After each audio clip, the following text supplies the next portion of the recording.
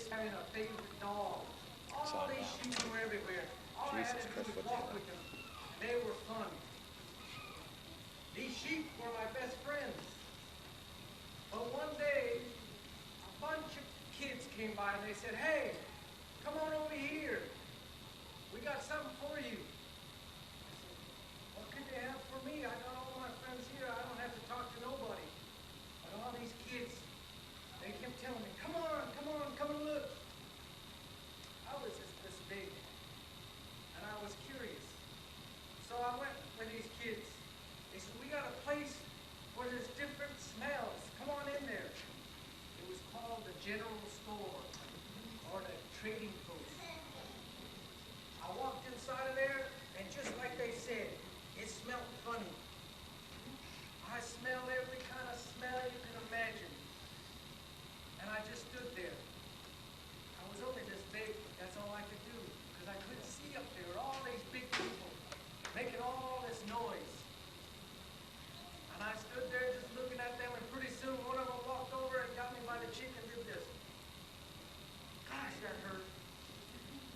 Who is this person doing this to me?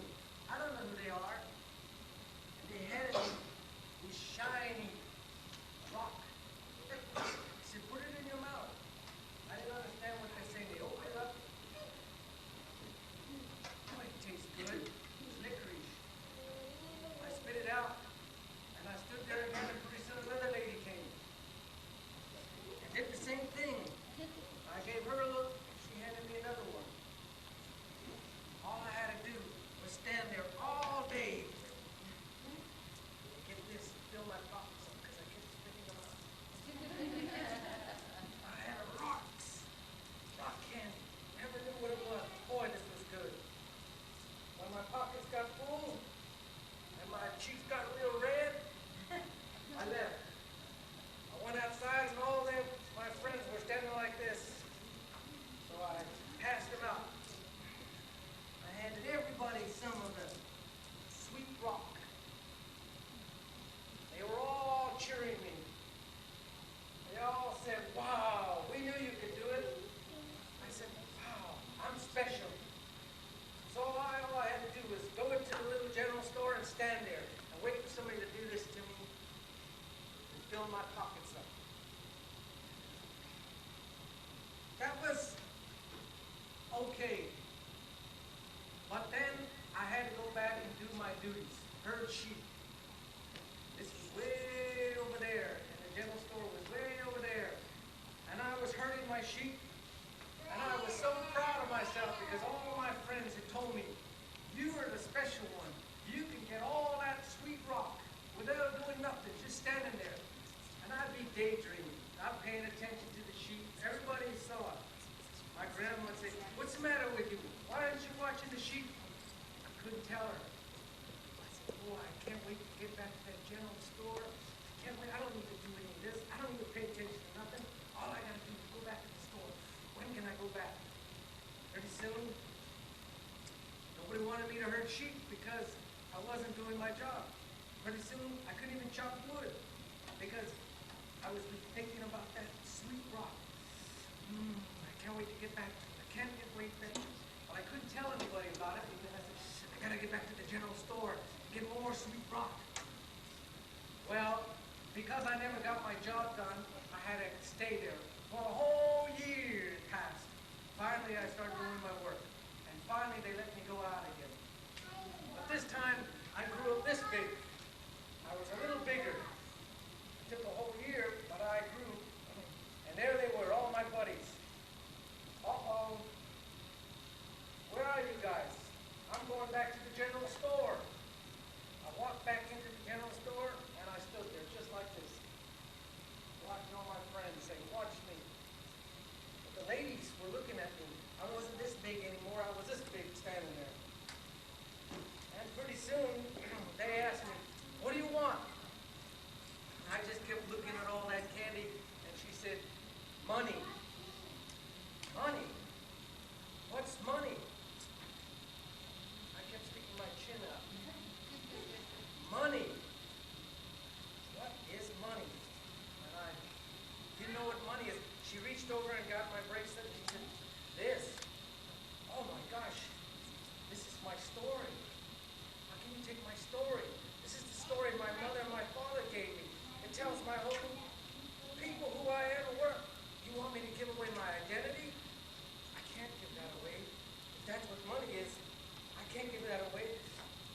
I wanted that sweet rock. But, oh, I couldn't give away my identity. And all my friends are out there waiting for candy. What am I going to do? I just put one rock in there and I walked back outside. And I said, she's giving away rocks today, not the sweet candy. And they all said, yeah, sure. We know you're just been denied. I was so ashamed and embarrassed. I went back to my grandmother. I said, Grandma, what's money? How do you get money? Where does money come from? She said, money? What is money? Tell me about this money. Oh, money can make things for those strange people do things. Everybody wants money. All I want is a sweet rock. I need some sweet rock. I'm shaking, I need that sweet rock. I can't think. If I had money, I could get that shakes out of me. She said, well, you're going to have to learn the story of life. You're going to have to learn the story about the blanket. Because a long time ago, we needed to make blankets because we were cold. I said, oh, is that what's wrong with me? I'm cold, I need a blanket? She said, yes, go learn your story. Go find the dew. I said, I know where dew is. Dew comes every morning. Just as soon as the morning comes, there's dew on every living thing. I see it all the time. Every time I pick up the gourd, I feel dew in the morning. Every time I find the sweet grass, I find the dew. I'll go out and find it. Went out there, and I started touching all the dew, and I caught all the dew, and I got it in my hand, and I came back. Got the dew here, Grandma. She said, go show the elders. I went to the elders, and I said, there's dew. And the dew evaporated. The dew was all gone. It went right in my hand. I said, I touched the dew. I've been touching it every morning. I've been giving up and finding the dew. But it doesn't give me no satisfaction because I don't find the sweet rock or the money here. But I touched the dew. They said, you've been touching the dew every morning? Every single morning. I woke up early and I went out and I touched the gourds. I went out and touched everything living. Everything living, I touched it and I collected it all right here. And when I got back, there was none. Well, of course, all my friends are saying, they're just joking with you. They're just kidding with you. So I was feeling a little confused. I sat down with the elder man. I said, Elder man, what is this dew? Why am I so confused? Grandma would never tell me that the blanket wasn't a good story. I know the blanket story. I know about how she came about this story. What do I need to know about this dew? Where is this story that I need? He said, son, go out and find your story. Search it out. And when you find the story of the morning, bring it back. Because you've touched everything. You'll know it when you see it. So I went for a walk. I went walking along, and out of the sky, a feather fell. I said, where did this come from? Where did this feather come from? Somebody must have come by. How could it be in the sky with this falling down? Why doesn't he fall down? I've lost a feather in my time. Those guys, they hurt me, and I felt like I couldn't walk anymore. How could he keep flying? I touched it. I said, oh, I feel it. And I went back to the elder and I said, I found a story. What is the story? The story goes like this. Long time ago, I went to look for dew. I touched everything that I could touch. I touched all the living things. He says, what did the dew look like? I said, well, let me show you. I went to the fire, because the fire camp was a special place. I said, the dew is like a little tiny drop, a little tiny droplet. A little droplet like this. And it collects into a little ball, just very tiny like this. Then what happens? Well, then the dew finds a little trail. It this little tiny trail it goes on catches every bit of dew. All the little dews collect on the little ant trail. You know how little ants walk on the ground? All the little dews, they collect on this little trail of ants. It collects and it goes on this little journey. And the journey all collect into a little stream. And they get on this little stream of life and they go passing through it. They collect themselves on a place that only the little creatures get to witness. I said, I've seen this because every morning I would go out there and find it. I said, I would go out every morning and find a stream of dew moving down the path of life. I touched them every morning because every morning I ran out there and I could see all the dew as the sun rays, it would collect and start going down in a little path. I've been there. I said, I touched it. I saw the little ants. I saw all the little creatures going out and collecting their dew. And that dew would collect into little tiny fine streams. And as the day got warmer, that dew would pass and it'd go onto the stream. And pretty soon, all the big creatures could drink their dew. Everybody had their quenching of dew. I said, even I had a little quench of dew. Because when I got thirsty and I couldn't find any sweet rocks, I could even find dew on little rocks, and I could taste it. And then, after I was just about to give up hope, after I was about to quit and say, there is no such thing as dew, I thought about all the things that were around me, all the people that just kind of railroaded me, told me stories that were not true, saying that everybody was kidding me. I said, there are streams. There used to be a stream where this railroad was. I remember these guys that used to come off the railroad. They were called hobos. They used to be called hobos because they would travel on the train. And when they'd get off the train, they would have all kinds of stories to tell. And they'd have all kinds of talent. They could play music. They could make things. They would always have something to do. Today they call them homeless. But the hobos, they were everywhere. They used to be hanging out and asking, can you show me how to catch a rabbit? And I'd say, of course I can. What can you show me? And they'd tell me stories about big cities. They'd tell me about this big railroad that they were on. This big rail, they call it the Santa Fe Rail. They would tell me about how they would go down this rail and they could get off anywhere they wanted and share a story with people and talk about how they could play their music. They could play a harmonica, or they could tell their experiences on the train, because this train that came down used to go all across this big, big land. I couldn't imagine that. I said, well, wow. I thought I had trouble finding dew. These hobos, they got great stories. I'll find a story from them.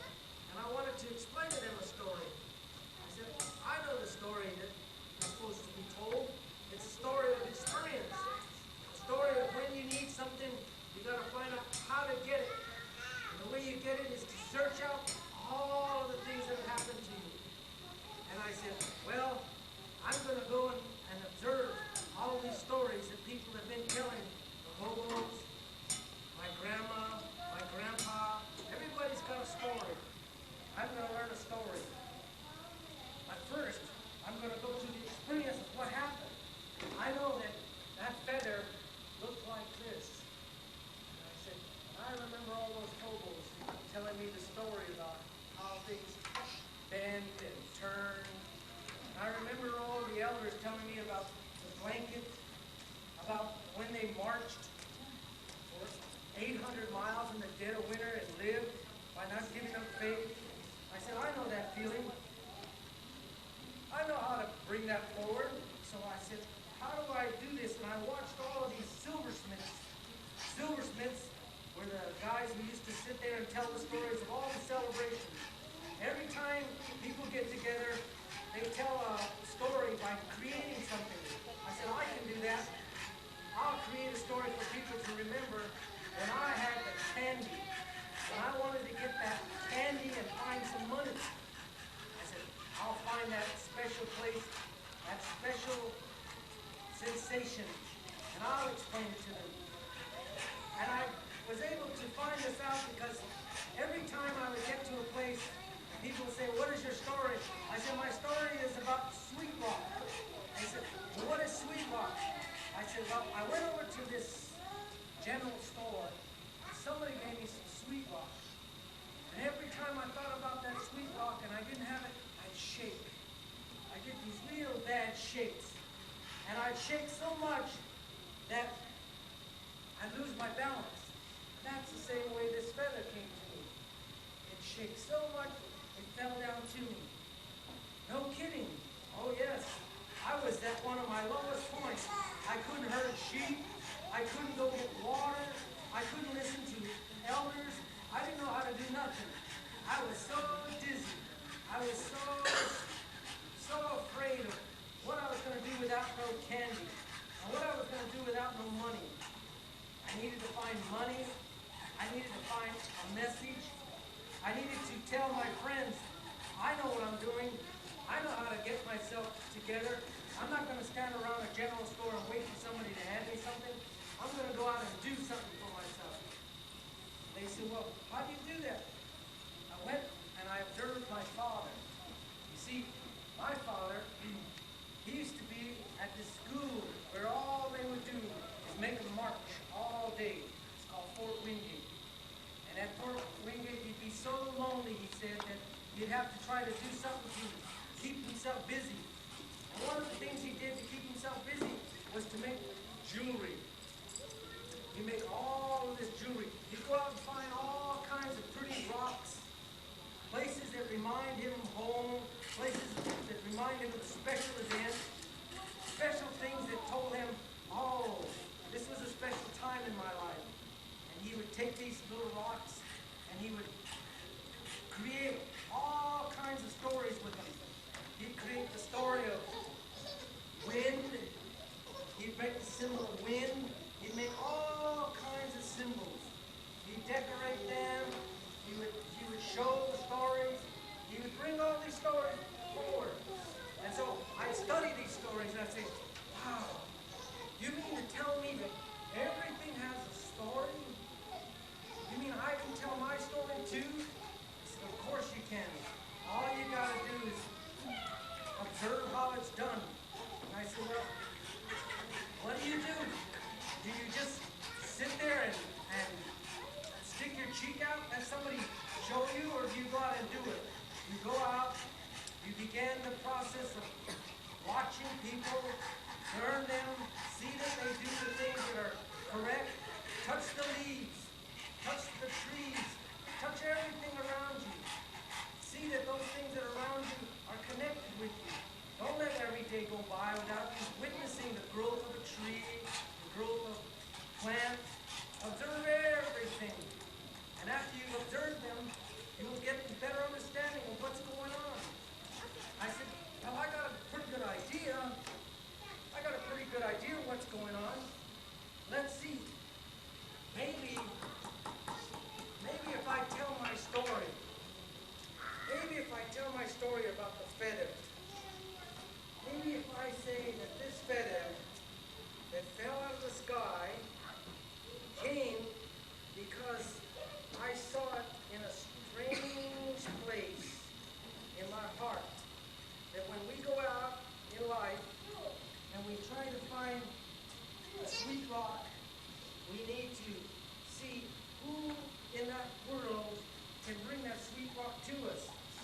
Not by trying to pinch us like this, but by us going out there and listening to all the things that are going on around us, and then go to the people that we trust and listen to these people and let them tell us when it's too hot, cool it off, and learn to cool things off by listening. Because if you don't listen to your mother and your father and you say, Mom, Dad, why am I shaking so much? Why am I so excited I'm not being able to listen? Maybe because you didn't wake up to see the dew. And the dew is that little bit of experience we get in life, going out there and touching it, going out there and witnessing it, like this big tree trunk. When I first came out to Florida, I said, where are all the trees? Where are all the trees I used to climb? What happened to all the trees? They said, they made them into houses. I said, oh gosh, what am I going to do without no trees? So I started to work on what I could do without no trees. And I went out and I got my buffalo rug and I said, oh buffalo, buffalo, bring me a story. Show me the story of life. Bring back the story of life. I need the story of life to come back to me. And I took a little bit of the buffalo. And then I went over to the iron and I said, iron, talk to me. Show me this iron tree. And over here with this little hand is, I told this story. I remember that story. And I created a feather. This feather of life became a story. When I went back to the general store, I wore the feather right here.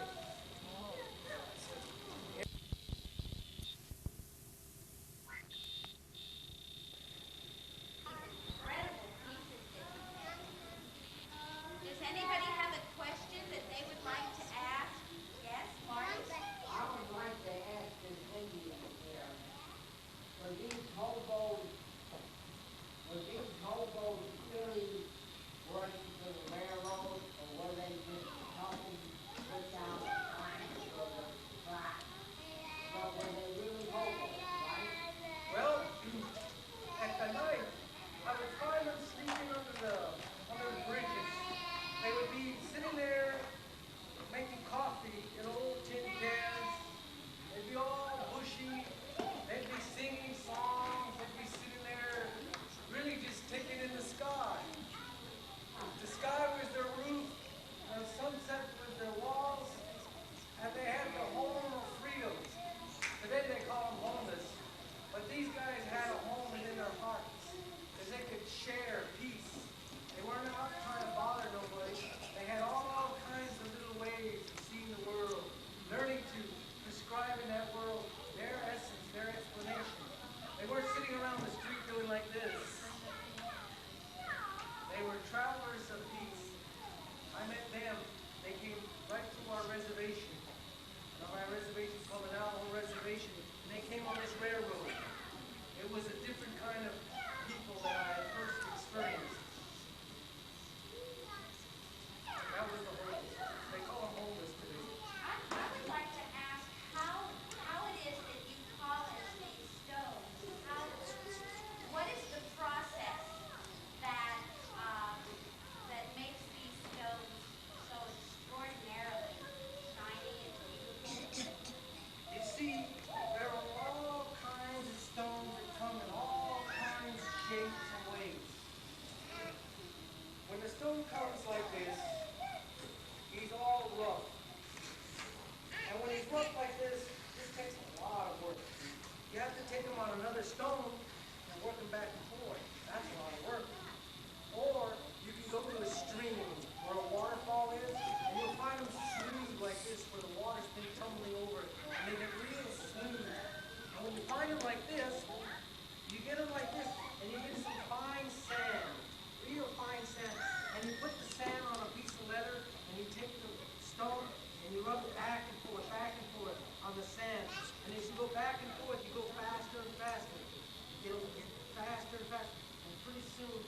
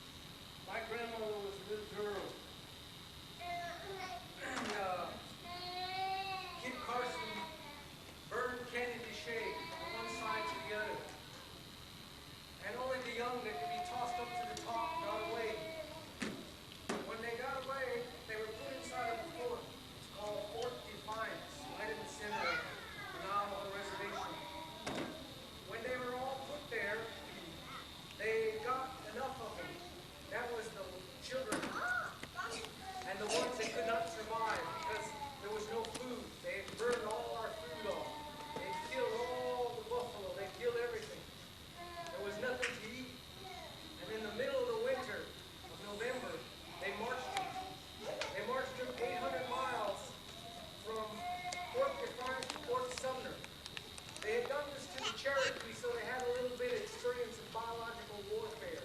They get blankets full of chicken pox, measles. Today they call it AIDS. Same biological warfare, and the blankets that were given were put on these people because it was so cold. They could only make small blankets because there was only so much wool. This was my grandma's blanket. This was a blanket of color. This had cedar, onion, melon, all natural dyes. This was medicine because all of that disease was around. And the disease is that there's no hope. But this blanket radiates a pattern. They told the people, this little girl, let's shield her. Let's preserve her. Let's preserve our young. Let's keep our story alive. This story brings color, and the blends of the dyes helped her flesh. And when she came back, she wasn't just shuffled into the shuffle. Because when she came back, my grandfather, who never left the reservation, saw her, and it was his calling card and said, come. She was a young teenager when she got back. She was taken in, and she's been weaving rugs ever since. But this was her original rug, and she used to weave rugs off Route 66.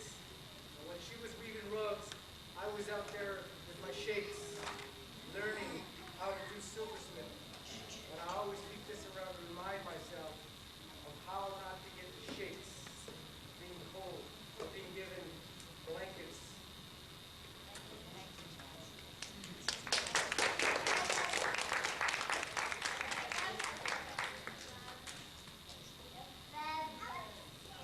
Oh, yes. You see, a feather is very special because we use it for a brush. Whenever they take clay, you know what clay is? Sand, and they make a nice little pot. Then they dip the clay in the dyes and they use it for a paintbrush. In addition, the feather and all the different colors represent to us a little creature that can move about in the sky and on the ground. And all these beautiful colors we try to capture. We got to capture in the pot. Even when I was at my lowest point, and I needed some hope, one little feather didn't make him fall out of the sky. He sheds feather like we shed hair. We sometimes, when somebody gives us a bad time, you have to only take it for a little bit and then shed it and keep going. Because if you think about that one feather, you're going to lose track of where you are. So just shed all those bad things. Let that one go and say, I'll remember you, and I ain't going to make you keep me from flying where I need to go. You soar where you need to go. So I say, all of you beautiful feathers, I want all your experiences, and each one of them have an experience that I've encountered. And I keep them all in a nice pot.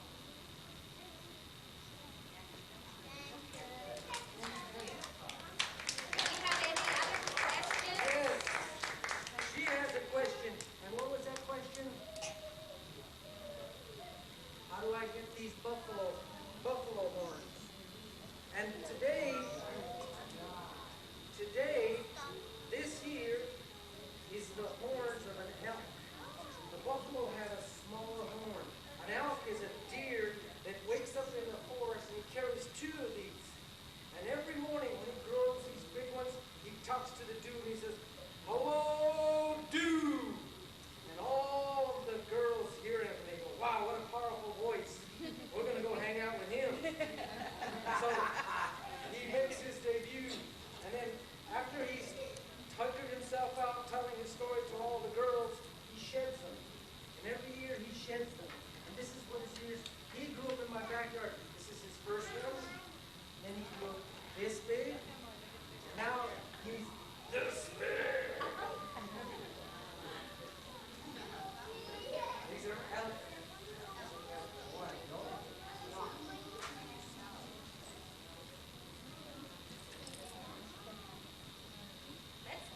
Yes, we have another question. This here is a recent story.